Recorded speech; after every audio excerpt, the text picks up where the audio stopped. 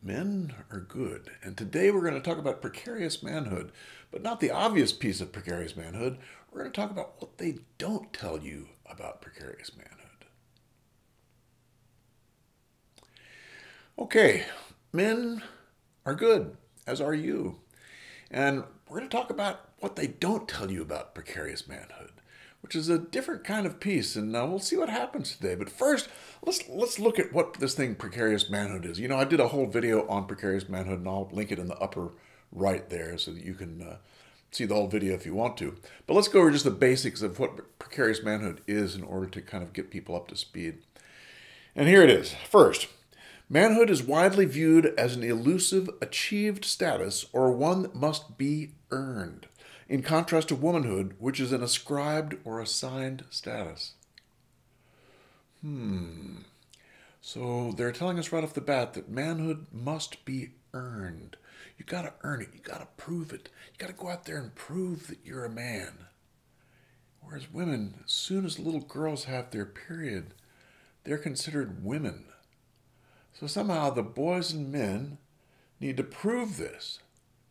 And what they don't tell you is how that impacts the way they are. But let's not get off the topic here. We'll get to that in just a minute.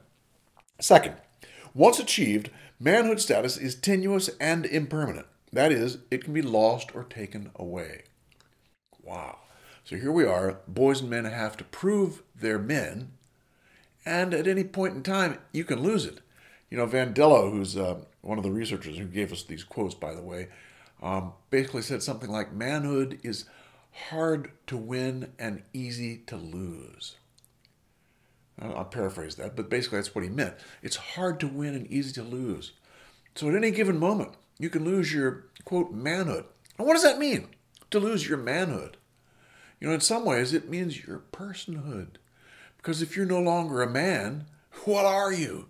You're a nothing, So this is part of the reason that men strive to make sure to prove that they are men in this precarious manhood game, which is a struggle. It's a gauntlet, because men have to prove themselves every stinking day. They have to prove themselves over and over and over again as being men.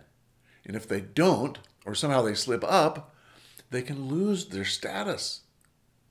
Oh boy. Third, manhood is confirmed primarily by others and thus requires public demonstrations of proof.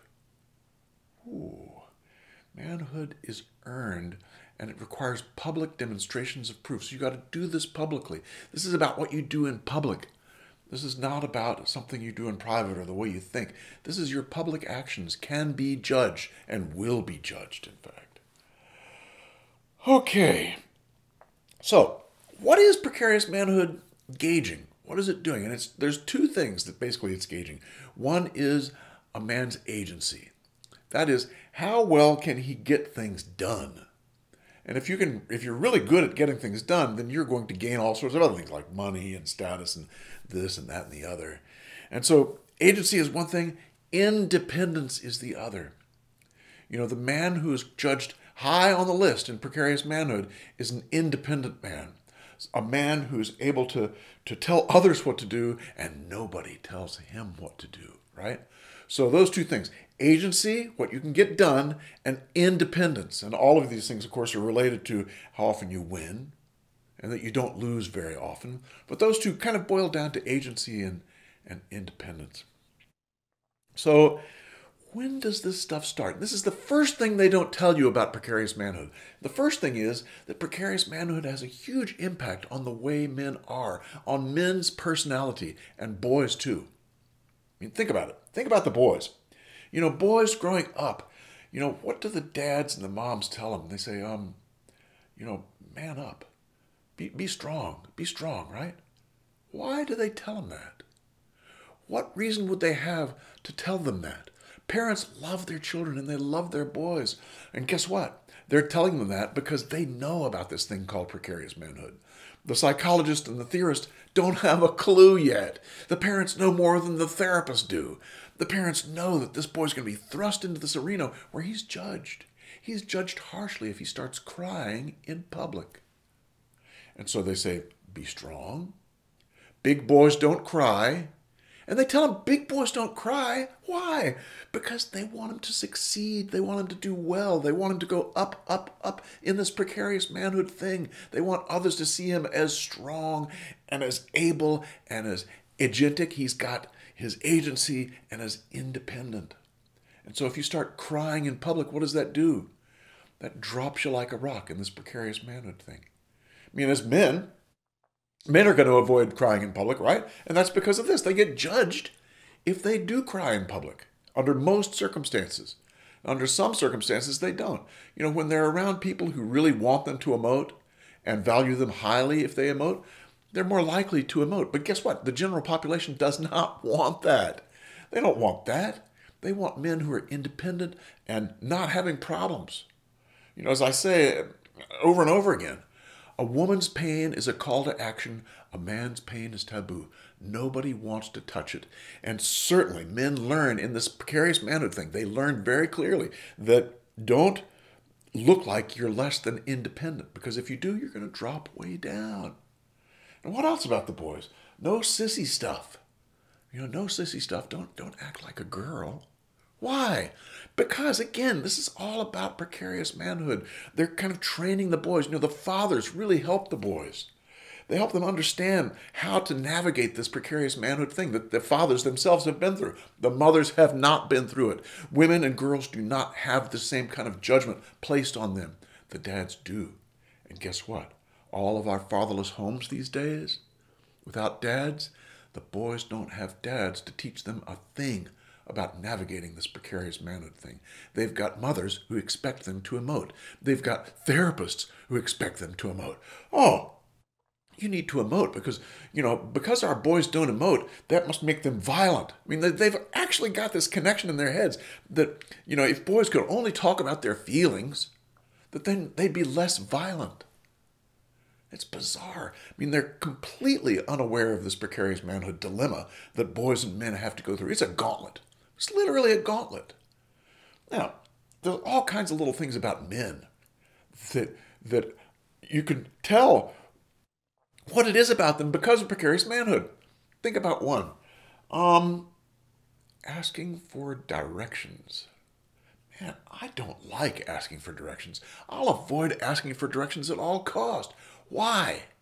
Well, precarious manhood helps us really understand that. Because why not ask for directions? Because a man who asks for directions doesn't know where he's going. He doesn't have a clue about where he's going. He's got to ask somebody else. He's got to be dependent upon someone else to know where he's going. Men intuitively will not ask for directions because of that. They know that if they ask for directions, they're going to drop like a rock in the hierarchy. What else? You know, the whole bravado thing. I mean, men are more likely to, I got this, I can do this, you know, blah, blah, blah, blah, beat their chest, etc., etc. This is bravado. Why the bravado in men? And if we know about precarious manhood, we understand that when men look like they know they've got this, they go up a little bit higher in the hierarchy, right?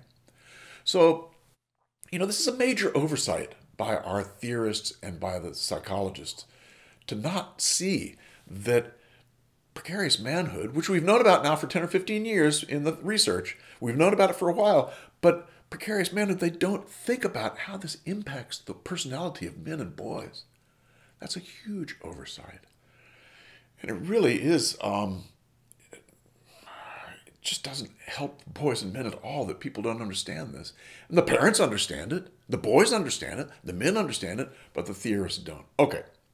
So that's the first thing they don't tell you. What's the second thing they don't tell you? Well, the second thing they don't tell you is precarious manhood literally populates the male hierarchy. You know, we weren't sure about whether males live in a hierarchy or not in human populations. We knew pretty much about the animal populations. We weren't sure about the males, but now we're pretty sure. You know, and it's precarious manhood that populates these. Now, how does it do that? It does it by judging men.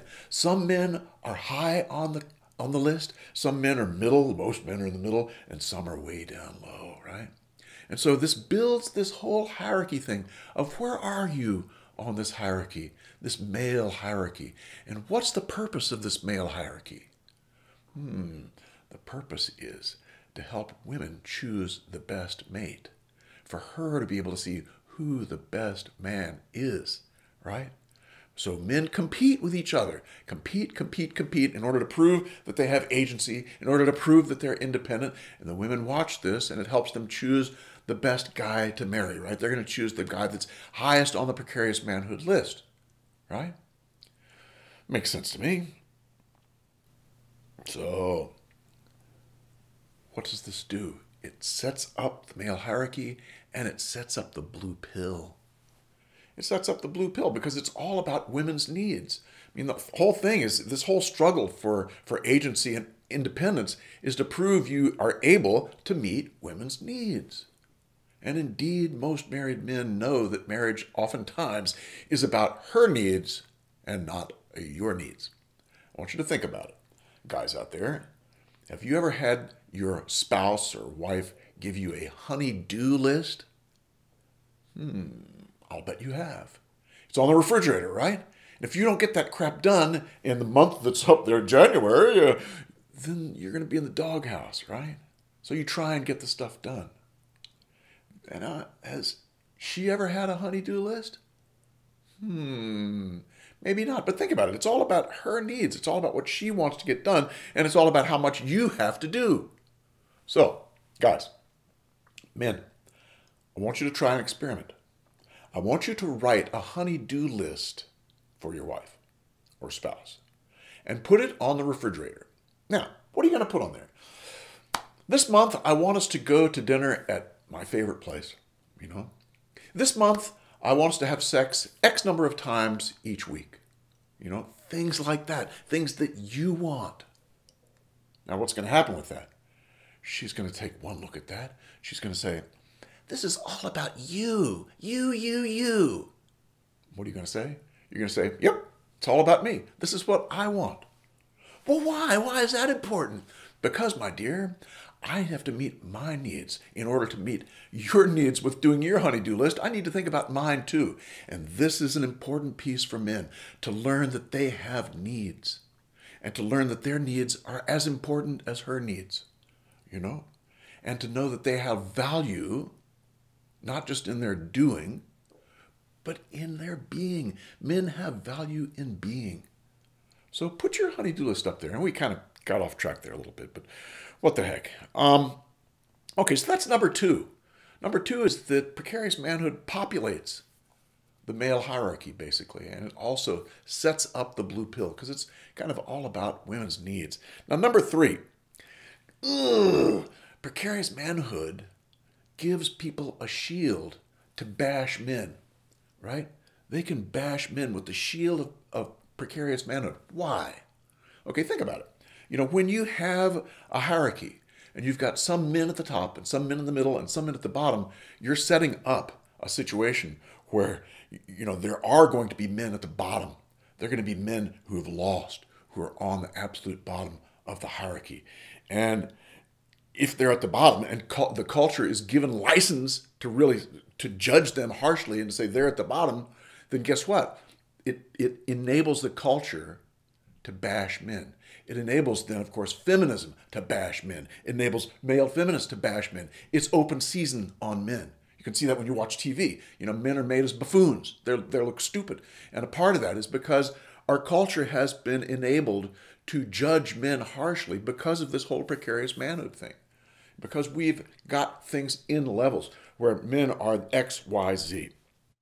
And, the whole thing about the hierarchy, which we didn't talk about yet, is that it's really about sexual selection. It's about learning how men are in a hierarchy, and the highest in the hierarchy are going to get the best girl. Now, it's not unlike the bighorn sheep. The bighorn sheep? Right? These sheep that the males get 25 feet apart. Boogity, boogity, boogity, boogity, boom! They run into each other. Do it again. Boom, boom, boom, boom! They run into each other.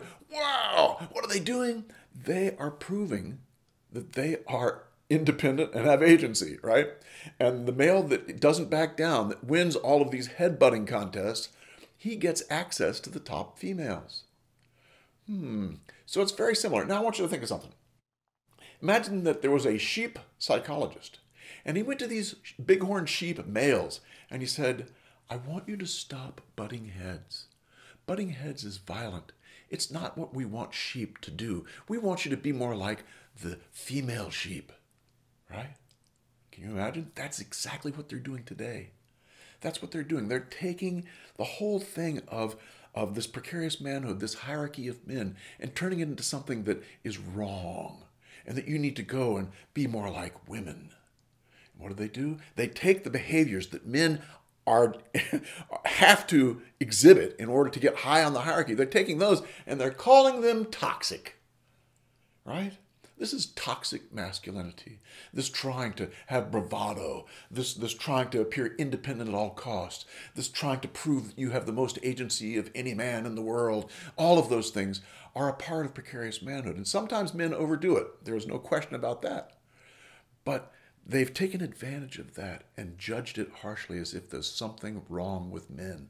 There's something wrong with this whole natural phenomenon of precarious manhood, which is absolutely and totally insane. So what does this do? This sets up disposability, because the men at the bottom are going to be more disposable. I mean, who's at the top of the list? Who's at the very top? Billionaires, right? Movie stars, sports heroes, people like that. You don't send that group out to do a suicide mission, now do you? No, even the middle ranks you wouldn't do that, but the lower ones? Yeah, disposable. Have you ever played chess before? When you play chess, which is kind of a metaphor for life, you've got to lose some pawns. And you may even lose a rook and a bishop, but you're not going to lose the queen. Think about that one. But men are, in some ways, the lowest rated men are the pawns. And it's this whole thing. It sets up disposability. And even worse yet, what does it do? It sets up a caste system. It sets up a caste system for men, with some men at the top, the billionaires, some men in the middle, the regular guys, and some men at the very bottom. So who's at the bottom of this caste system for men? Incels. Incels are at the bottom. Incels are treated like trash by the culture. Have you seen the way they're treated? I watched the other day this YouTube video where an incel was talking about what he does and this and that, and the comments were incredible. People just completely tore him up as if he was trash. He was not a human being, Keep in mind, MRAs and MGTOW are not that far above the incels, because all three groups have basically turned away from this whole idea of men. Their primary role is to serve women. They've turned away from that, and that pisses people off. That pisses men off, and it pisses women off. That men would have the audacity to leave that idea of not taking care of women and actually thinking about their own needs for a while. Well, that's exactly what I want you guys to do. Think about your own needs, because you do have needs, and you're a good man as you are. And caste or no, men are good, as are you.